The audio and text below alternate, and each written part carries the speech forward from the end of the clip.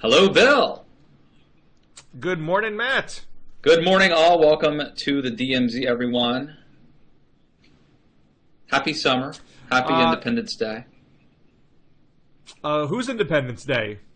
Well, that depends. It's in the eye of the beholder. It seems like according to Donald Trump, we haven't had our Independence Day yet. You know, England got theirs. I don't know. Scotland didn't get theirs, but England got theirs. And now it's our turn to be truly free of the of the liberal global New World Order. Well, I'm hoping we get another 3-day holiday out of whenever this new Independence Day is. How about, what if it was July 5th? Or the 2nd was originally going to be our Independence Day. That's what John Adams wanted. That would be like a 4-day weekend, guaranteed. Right? I mean, I guess it's possible. Maybe you have to make it, I don't know. But yeah, it would be nice. It would be nice.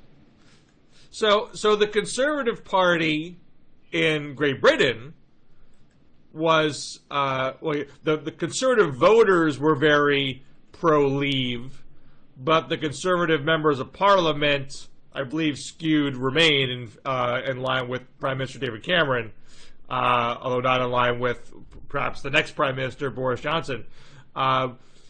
Where do you think American conservatives, is there a divide between, I mean, obviously Trump is pro-Brexit,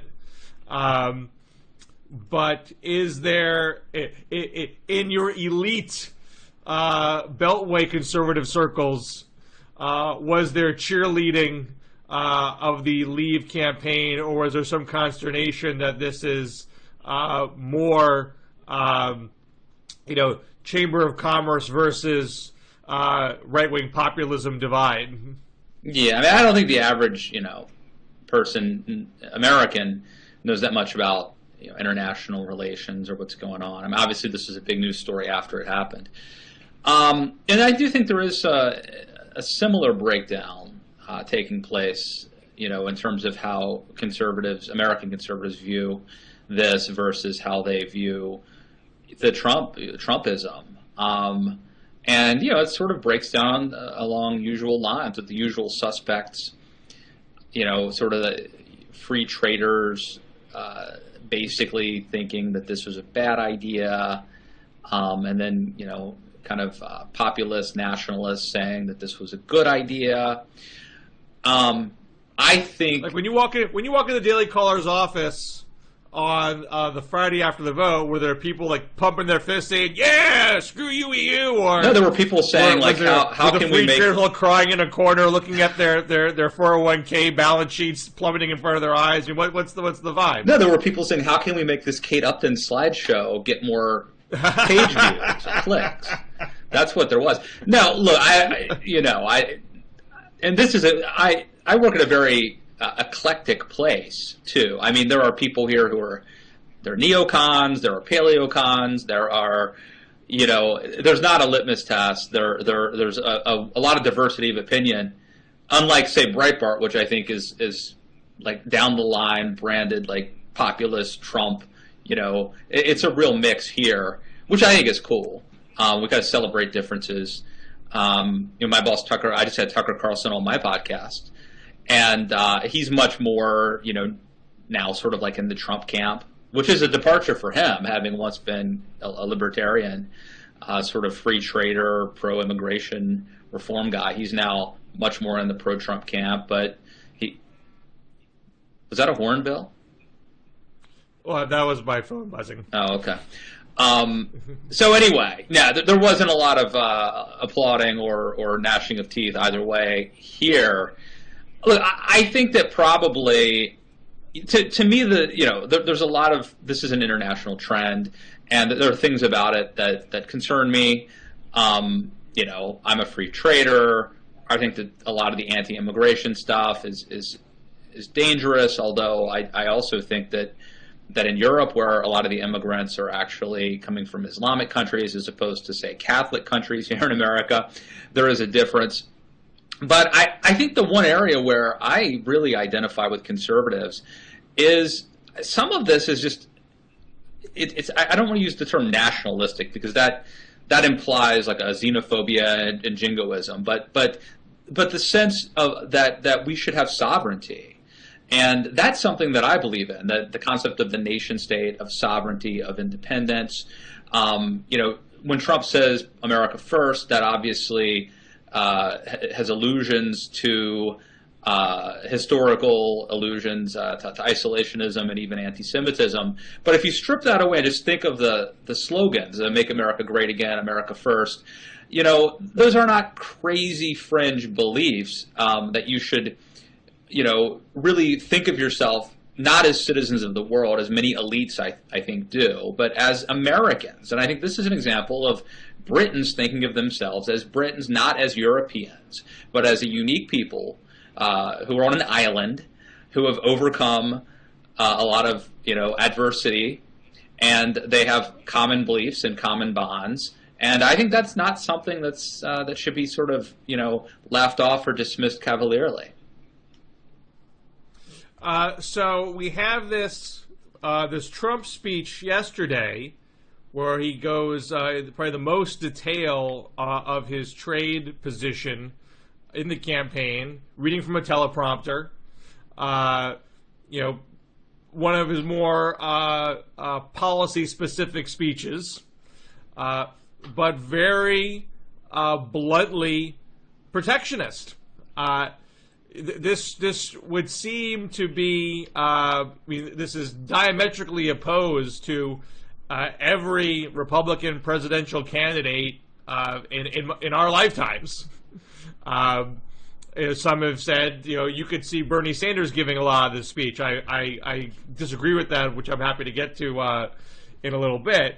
But I know you told me before you haven't had a chance to see it yet. But is there a sense amongst conservatives that man, we really have lost our way here as an economically libertarian party if we're all in with this guy?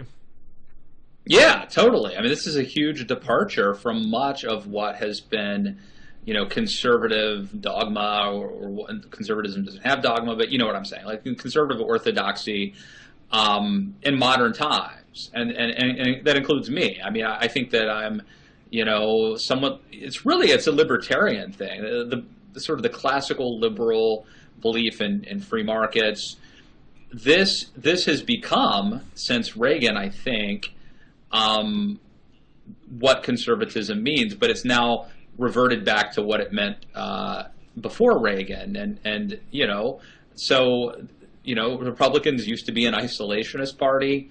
Republicans, the Republican Party was founded partly as an opposition to slavery, and partly also as a protectionist party, and conservative heroes like Calvin Coolidge were in favor of tariffs and things like that. So, Bill, in a way, it's hard to, we argue like Trump's not a real conservative. Well, I think that's true. He's not a real conservative in many ways, but when it comes to his economic populism, that deserves an asterisk because, he sort of is hearkening back to a conservatism, a republicanism that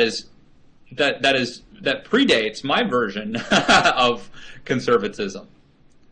I actually wrote about this very point for the Campaign for America's Futures website, ourfuture.org, this morning, because he actually has a historical reference in the speech, not Coolidge, but anyway, he says, our original Constitution did not even have an income tax. Instead, it had tariffs, emphasizing taxation of foreign, not domestic production.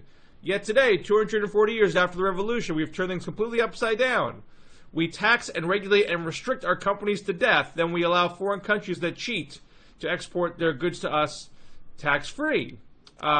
And he also, in the run-up to that, name-checked George Washington and Alexander Hamilton for their governmental support of manufacturing. And then Lincoln had a quote about being for the tariff, so he mentions that. But the piece that I wrote was Trump is a William McKinley protectionist, not a Bernie Sanders populist. There is a difference between the old school Republican protectionism that you referenced with Coolidge. Coolidge was sort of the last of that line, and what the populist left is talking about now. Although obviously there's certain overlaps, but he name checks Hamilton, but Hamilton, he wanted some tariffs because he believed that he wanted America to be a great economic power. He wanted them to build a robust manufacturing industry. He was departing from Jefferson's agrarian populism, but he wanted those tariffs to be modest and temporary. He did not want the government to be solely relying on tariffs for revenue. And they also had, at the time, a whiskey tax, which was designed so we wouldn't be overly reliant on the tariff, and they were willing to enforce that, by gunpoint, putting down the whiskey rebellion. And he also embraced the Jay Treaty, which to expand trade with the people we just fought a Revolutionary War over in England, which was terribly contentious, and the Jeffersonian populists were against that, but the Hamiltonians, won that argument. Well, obviously, obviously Donald Trump did not write this speech. I mean, I don't think he, I don't think he did. The one thing that I didn't mention, which probably goes without saying, is of course the what basically discredited, I would say, this sort of belief in populism was, when they attempted to impose tariffs in the midst of the Great Depression, and that seemed to actually make things much worse. And I think that discredited part of what's happening right now with Trumpism is that all sorts of institutions that were created in the wake of World War II and even the Great Depression, things that we put in place for a long time, and assumptions about the world are going away because people just over time eventually people are no longer afraid of like never again. We're never going to have another war like World War II. We're never going to have another depression again. So over time, things change, and I think this is one of them.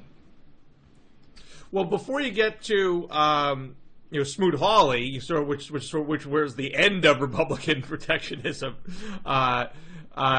you have the 19th century when William McKinley epitomized the dominant view of the Republican Party, which is that we want protectionism to protect American business and the profits of American business owners. He was the candidate. He was not a populist candidate. He was the candidate of the donor class, and he fought against William Jennings Bryan, who was the quintessential 19th century populist of the Gilded Age.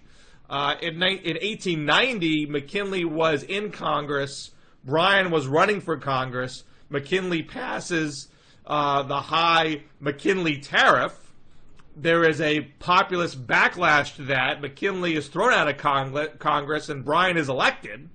But McKinley recovers politically, becomes governor of Ohio, runs for president in 1896 against Bryan. McKinley defends the tariff as good for the American economy, outspends Bryan 12-1, crushes Bryan in the election, and that view dominates. The pro-tariff Republican view dominates. But that it's not a populist protectionism. Just as Hamilton's view of the tariff, was I would say more liberal, but wasn't. The Jefferson populism was more agrarian based. The agrarian populists then go with Bryan in the late 19th century. So these streams keep getting crossed.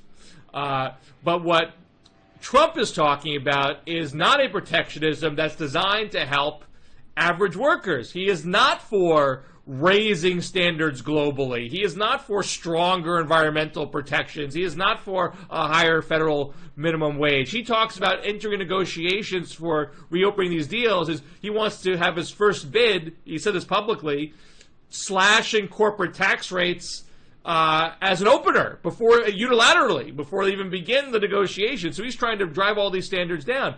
The progressive populist view of these things is, how do we lift standards up around the globe?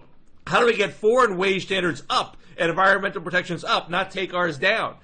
So there's a fundamental disconnect between what Trump is peddling and what the Bernie Sanders supporters actually want. Yes, but I agree with you. But I think that the question is that nuanced, too nuanced? I mean, on the surface, Trump can attack Hillary from the populist left. He can attack her on, interventionism. He can attack her on support for trade deals from NAFTA to TPP. And he can attack her as a member of the ruling class elite, which she has been for decades. And so I think those are bumper sticker messages compared to what you're getting at. Well, right. Well, but the question is, how does Hillary defend herself? How does Elizabeth Warren make the case for her? How would Bernie Sanders make the case for her, assuming he gets to a place of endorsement? The populist left needs to think about, how do we protect our view from Trumpism? We don't want people thinking that Trump's bigotry and xenophobia and racism is interlocked with our views on trade and manufacturing and other things. But they need to say something. But they are sort of, if you're being intellectually honest and consistent, Mickey Kaus is, an example of somebody who I think is consistent in terms of being a liberal economic populist. The same argument that you would have. I don't think we get to call Kaus a liberal anymore based on what he's been saying. Well, but I'm saying the same argument that you would have about being, pro-worker, pro-union, pro-protectionist policies, pro-manufacturing. It's not a stretch to be anti-immigrant, But the whole of the union movement today isn't there. That's where some of the union movement was, in the 50s and 60s. Like a George Wallace type of, democratic populism. That's gone. It's gone. But the reason it's gone, multicultural, far more pro-immigrant. No, I agree with you that it's gone. But the reason that it's gone is because of political compromises. But it's not because of any rational, consistency. It's because they got word from on high that, guess what, the Democratic coalition has to include minorities as well, right? I think that's too crass. I would argue. Obviously that's part of the discussion, but there's also an embrace of the argument that of your argument that being pro-immigrant is good for the economy and good for workers, and the knee-jerk response that this is all zero-sum and they're taking our jobs is not accurate. But they're okay with the knee-jerk response that says free trade is bad, when you and I both know that free trade helps consumers get goods at a much cheaper rate, and that automation is probably a much more concerning problem than free trade or immigration. I'm more agnostic on a number of these trade debates. So I don't want to myself. I don't want to rope you into it like unwitting, but I would say that. Well, anyway, I've said it, so you know where I stand. I do think. I don't want to go down too much of the rabbit hole of my own trade views. I think there's a lot of complexity and nuance to be had here, which you tend to not get on all sides of the equation. And because of that fact, there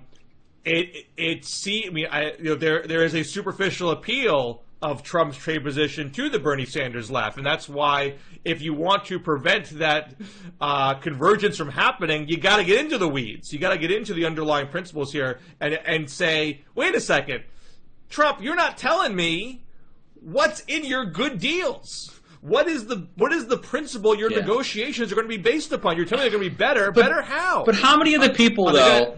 But, Bill, my point is, the people who get swept up by Bernie are just... They're not all... They're not... Even most of them, they're not policy wonks. They're people who get swept up by sticking it to the man, by standing up to the establishment. That's the inspiring part. They're not in the weeds about details, most of them. I'm guessing. Maybe I'm wrong. But they're getting swept up in the the spirit of the times, stick it to the man, go against the establishment. And if Trump can tap into that, which I think there's a chance he can, that's what people respond to. It's not the details. Well, I don't expect Bernie Sanders to give a 30-minute section of a speech on William McKinley. I mean, that's not reasonable. But there is a pithy thing to say, which is Donald Trump has said he's for slashing corporate tax rates, that wages are currently too high. So that tells you everything you need to know about how he's going to approach trade negotiations. His interest is not in lifting up worker standards; it's in lowering worker standards. I mean, I think that's as bumper sticker as what he's selling, and rooted in his own comments. So I mean, I think there is something to say here to separate his superficial overlap with Bernie and say, wait a second, there's something here that does not match up. So you mentioned a couple names earlier. You mentioned Elizabeth Warren and Bernie Sanders. So I got two questions. First, should Bernie Sanders, for his own good or for the good of his cause, should he get out? Is he now doing more harm than good to himself? There's this argument that he's lost his leverage because he's held out for so long. And I don't think that's quite right. I don't think his leverage is based upon, being sweet to Hillary for a longer period of time does not magically give him more leverage. It might make things more comfortable for him in the halls of the Senate, and maybe there's some good for him to be had from that. But the root of his leverage is his ability to bring votes into Hillary's column. And he is arguing that you need to do X, Y, and Z for me and my voters so I can plausibly help you get them into your column. And if you treat me badly and treat my ideas badly, you're not going to get them. I mean, that's the leverage. So I think he hurt himself by not dropping out formally before California, because losing California exposed they didn't have as much juice than he was proclaiming. But there still is polling evidence. It's conflicting polling evidence. It's not that it's all clear-cut, but you can find certain polls where clearly Bernie voters are not in Hillary's camp, making the race a statistical dead heat. There's other polls where it's not a statistical dead heat. So again, I'm not saying it's one way. Now, I have an article on this subject in Politico today, which is predominantly about Tim Kaine. The headline is "The Less Beef with Tim Kaine," but underlying that argument, the question becomes: does Hillary need a VP pick to bring Bernie people into the fold, or is she sitting pretty because Bernie doesn't have enough leverage to matter, and she can pick whoever she wants and pick someone quote-unquote safe like Kaine? And because that polling out there is contradictory, it's hard to know if Bernie has rock-solid leverage or not. You have an ABC Washington Post poll from this weekend where she's up by 12 in a two-way. You bring in Gary Johnson and Jill Stein, it's trimmed to 10. So in that poll, you can say, hey, Bernie, you got zero leverage. She doesn't need you whatsoever. Your people are already in her fold. She can do what she wants. Then you have an NBC Wall Street Journal poll where the margin is 5 in a two-way, and you bring in Stein and Johnson, and it shrinks to 1.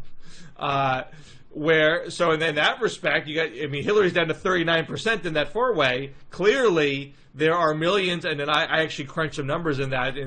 I crunched that there are 11.3 million votes that she's losing in the four-way, probably about 8.3 straight out of the Bernie camp.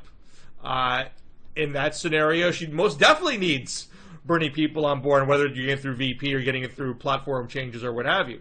I think Bernie maintains some leverage, and at this point, the holding out is that leverage. I mean, I don't think he's being irrational in doing so. Now he has to play his cards correctly to exercise that leverage. I think it would have been more without losing California so badly, but he's still a player here. All right, so let's cut to the chase. Knowing what you know, and we see through a glass darkly, but knowing what you know today, if you are advising Hillary Clinton, who should be her running mate? Well, I've already made the Al Franken case, so I don't want to, and I'm not budged from that. I still would argue, I think what she needs is someone who can bridge the gap between the Bernie Sanders populist and the Democratic establishment. Sherrod Brown would serve that role too, if not for the fact that there's the governor of Ohio is a Republican. He would get replaced by a Republican. I think Sanders or Elizabeth Warren themselves don't quite bridge the gap because they come too squarely on one side of the gap, and Hillary cannot trust that they will stay on message for her when she has to be more nuanced on these subjects, and Elizabeth Warren probably doesn't want to salute every time Hillary tacks away from the populist left. That deprives her of her brand and her reputation. If she's just flacking, then she's not Elizabeth Warren anymore. She's a Hillary surrogate. So I don't think and that would be the same for Bernie, of course. I don't think those picks make sense. So if you think that I'm crazy touting Franken because he's not going to be taken as a serious candidate, you got to come back and tell me, who else out there bridges the gap. And so people look at Tim Kaine as the safe choice. He's swing state, he's Virginia, Democrat governor, mild-mannered, generally liberal. So he's not a rocky boat sort of guy. But as I sampled in my piece for Politico, I talked to a lot of Bernie people. To a name, I mean, they had some varying opinions of Kaine himself, but they all felt he was not going to do the job in getting Bernie people on board. He voted for fast track. He has supported NAFTA in the past. I mean, he's stopped short of a full-blown TPP endorsement, but there's a clear lean that way. He has supported offshore drilling off the Virginia coast. There's a lot of nuance in Kaine. For example, he'll say he's personally opposed to abortion, but in the most recent Planned Parenthood scorecard, he's got a 100% vote rating. And when he ran for Senate in 2012, he made the left happy because he rejected the Social Security cuts in the Simpson-Bowles proposal, but he embraced the overarching principle of the Simpson-Bowles proposal, which is we should have $2 or $3 of spending cuts for every $1 of tax revenue. That's anathema on the right for having any sort of tax cuts, but a lot on the left said that's very anti-Keynesian and too much of a concession to the right. So again, if the margin is big enough, Kaine, you can pick Kaine without a problem. But if you need Bernie voters, they're going to look at Kaine and saying, this is someone who is not going to challenge the Democratic Party establishment, challenge the status quo. He's not going to do the job. So if Kaine's too safe to the point of being not really safe, and Warren and Sanders can't bridge the gap, and you think I'm wrong about Franken, you got to tell me who's left out there that actually can heal that rift. I don't think it's you should be dismissed for saying Franken. I think that's as good a pick as any, and maybe better. Put me down for Newt on the Republican side. Is that right? That's who I think. I mean, who we will pick or who we should pick? I think both. Actually, I think I'm. mean, I'm locked what into Newt. What does Newt get you? I mean, I get what Newt gets you as far as someone who can echo Trump's message and maybe give it slightly more of an intellectual sheen. And as an apologist for Newt, he's the only one who can take crazy things that Trump says and explain them and make them sound plausible. That's a real skill. But does Trump give you one? Does Newt give you one single swing vote in any swing state? Well, okay. So first of all, you've got to factor in the fact that the notion that vice presidents deliver votes, whether it's via a state or whatever, is a questionable assumption. Number one, and number two, I think you have to factor in the many asterisks that come with this, which is to say that Trump, there are a lot of really good candidates who wouldn't agree to be Trump's running mate, and there are a lot of people who just wouldn't fit with Trump because he's so unique. So, this is not a normal, a lot of the concerns you're going to raise would certainly apply in a normal, and there's really, it's hard to imagine a scenario where Newt Gingrich would be the running mate in a normal world, but this is obviously not the case. I mean, so the fact that I've raised him as a possibility is itself remarkable. If you consider that. But I think he's the guy at this point. I mean, I would argue, Trump is in a massive demographic hole, and if he could find a Latino who would run with him, I'd say do that. But I'm sure there are none that exist of any stature. Well, but it's also not going to work unless he. I mean, so for example, a couple months ago, I might have thought, wow, pick Susana Martinez. Trump can pivot. And if you pick her and you pivot your messaging, then maybe, just maybe. But he's not going to change his messaging, so what good would it do him to have a... And so he can't get Susan Martinez. He probably can't get Nikki Haley to run on a ticket like that. I mean, those would be ideal. But I think if he can't get a person of color, I think he could at least get a woman. I think there are women out there. I've mentioned Jan Brewer before. People talk about Mary Fallon of Oklahoma. Oklahoma. Fallon. I mean, I don't know if Joni Ernst would take it, senator from Iowa, but if she would, she'd be good. I mean, obviously, I think his pool is narrow by who's willing to actually take the job. Yeah. I think part of it though is not. Part of it is he has said that he wants an insider. And even though Newt Gingrich is constantly talking about Washington elites, he is much more of an insider than Joni Ernst, who's she elected in 2014. She's got a bright future ahead of her too, which is a reason she might not do this. I would say that Jan Brewer and Mary Fallon do not have the same bright futures ahead of them. But they're also not insiders. I mean, even though they are experienced politicians, having served as governors, they don't have the same cachet as insiders that the former Speaker of the House has. And Newt is utterly brilliant. I mean, he's also grandiose and undisciplined, but he's incredibly smart. And he's incredibly talented at saying things like incredibly and fundamentally and shockingly. I think he's the guy. I do. But again, when I say I think he's the guy, this is all premised on who would Trump pick based on what he has said and what. And I think he needs a level of comfortability. I think he needs a person of a certain age for various reasons. I think Newt checks off a lot of boxes. I think he's probably somebody put out, it was a Washington Post or Politico, put out something the other day where Newt was like the second tier. I think the top. I don't know who the top tier was, but I think Newt's. I think he's the. He's definitely on the short list. I'm sure he's on the short list, but I wouldn't be surprised if he got it. I just think he is going at Hillary so hard on gendered grounds.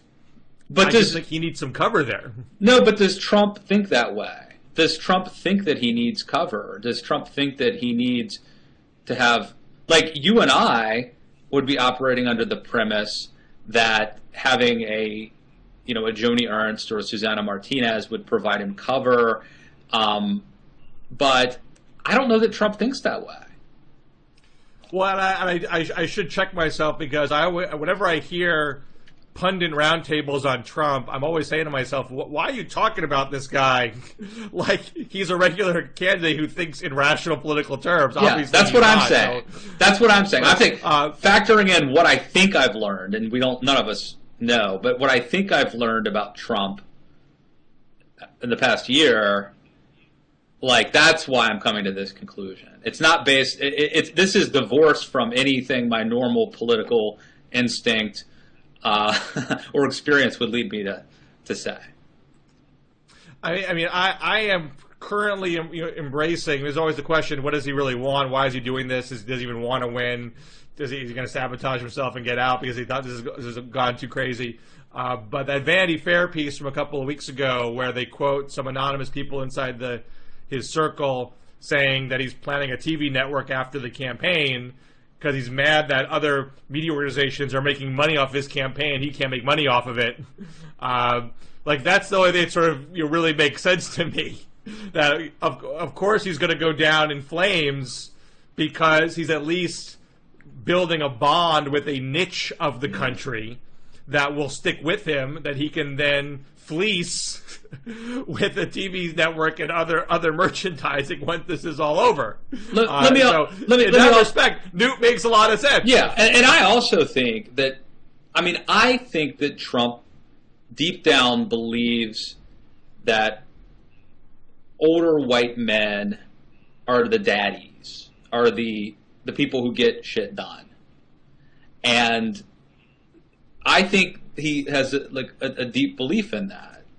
That I don't think he really respects to younger people to the degree that he respects older people. I think Newt is one of the few people who can hold their own against him, and yet I think Newt can be deferential to him. I think the only other guy who's in this running, if you buy that premise that Trump secretly believes that sort of the people who get stuff done in the world are white men, and that he probably older white men. If you believe that, then Jeff Sessions is the other guy. And I just think that Newt is head and shoulders above Jeff Sessions on so many counts. Yeah, Sessions would be reliably on message, but he would. Trump seems to be all about TV ratings and big splashes. I don't think Sessions would get you that. He wouldn't have tried to have media attention on his own. Maybe the argument might be Trump doesn't want to take the spotlight off of him, so that maybe Sessions. You can't say that Newt Gingrich isn't experienced enough. You can't say, and Newt just tweeted something out while we were doing this about this is the anniversary of Eisenhower's highway project, and that Americans can still do big things. Newt has always had a penchant for big government intervention and sort of an American greatness, belief that America, moon colonies and all that stuff, right? And that's consistent with Donald Trump's philosophy. It's not a small government thing. We got to get back to the days when America built stuff and kicked ass. And whether that's building a highway system or putting a man on the moon or whatever, making America great again. And it's inconsistent with the sort of small government Tea Party movement. So I think Newt is. I think there's a lot of reason. I'm bullish on Newt. Maybe I'll be wrong, but maybe this is another one of those times, Bill, when we'll be linking back to this conversation. And as you know, Matt, I'm not predicting Al Franken, right? Because if I predict it, I'll be wrong. So I'm not predicting it. I've merely made an argument on his behalf for being VP. You're not even rooting for it. You're not rooting for it except for you know, for the reason that you would be right, having that you would, but you're not rooting for it in the sense that you are like a huge fan of his, right? I mean, this is not activism. It's not even punditry. It just is. It is merely an intellectual argument after going down the list of names who would solve the issues that Hillary needs to solve.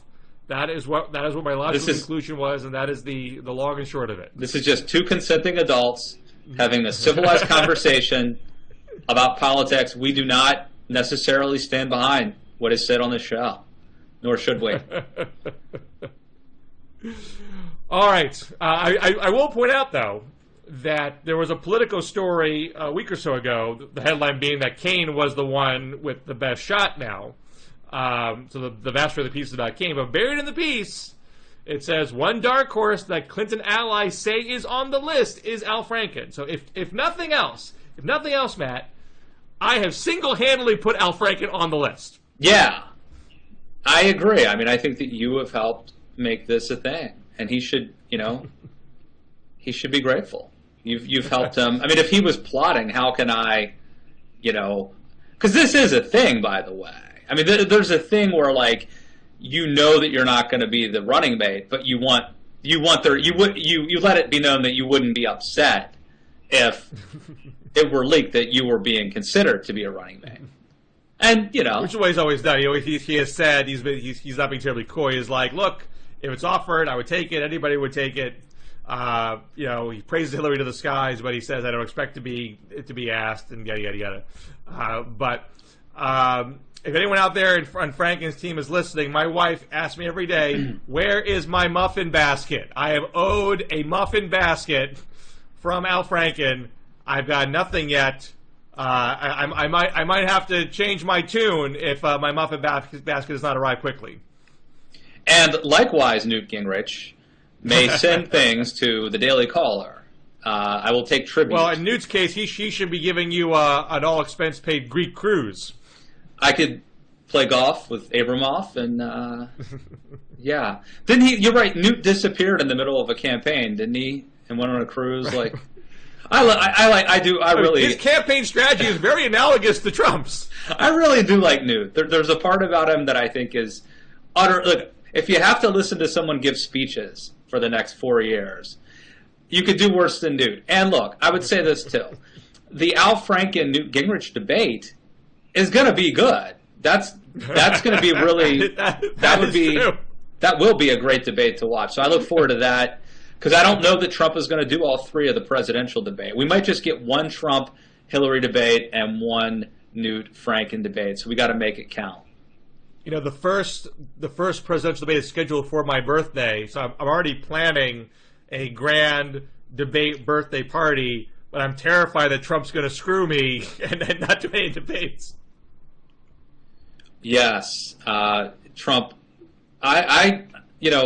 Initially I thought, my initial instinct was that Trump might mop the floor with Hillary, because he's just so good at the one-liners, and he's so fast, and he's willing to say really things that nobody else will say. But I've sort of changed my tune on that, partly because he clearly does better in a multi-candidate debate. What happens when he's like one-on-one? This is why he benefits from third and fourth party candidates being on the debate stage. But what happens when he has to actually fill 5 minutes or 3 minutes or whatever with talk about foreign policy? I don't know that he can do it. The other problem that Trump's going to have is, those primary debates, a lot of them had the audience could applaud or cheer when he said something. But I think that in these presidential debates, general election debates, there won't be any audience participation. So Trump might have a zinger or a one-liner that's not going to get the applause. I mean, Newt Gingrich, back to Newt, this happened to him. That debate he had with John King, where he went after John King and the audience was into it, that only works if the audience is there. If the audience is in, number one, if the audience is there, and number two, if they're allowed to applaud, and if it's stacked full of people who support him. So I've changed my tune. I think it's very possible that Trump negotiates himself out of some of these debates, and we may only get one of them. You may be right. Sad for my birthday. We probably should leave it on that note, sir. Always good to talk to you. Always good talking to you. Check us out. Check out Bill. You've got Real Clear Politics and Politico magazine this week, right? Yep. So I have a piece from Real Clear Politics. Can Democrats ever win the gun debate? Check that out. Check out the left's beef with Tim Kaine over at Politico today, and my piece on Trump and William McKinley at ourfuture.org. And I really want to plug my podcast. Had Tucker Carlson on recently to talk about Brexit and Trump. I had a guy named Jeffrey Isquith on from this company that makes bullet-resistant furniture, Bill. This is where we're headed. Chairs, desks, walls that are bullet-resistant. Sounds crazy or scary that we're there, but there's actually a pretty compelling case for it. And then yesterday I talked to the novelist Douglas Kennedy about the craft and the art of writing. And also I'm about to put this one up. I talked to John Ziegler, the controversial radio talk show host, who took plenty of shots at Rush Limbaugh and Sean Hannity, and really sort of giving us an. I know he was on Blogging Heads not too long ago, so we just sort of picked up where that left off. So check out the podcast, Matt Lewis and the News. Download it on iTunes, rate and review it, and keep checking us out back here at the DMZ. All right, take care.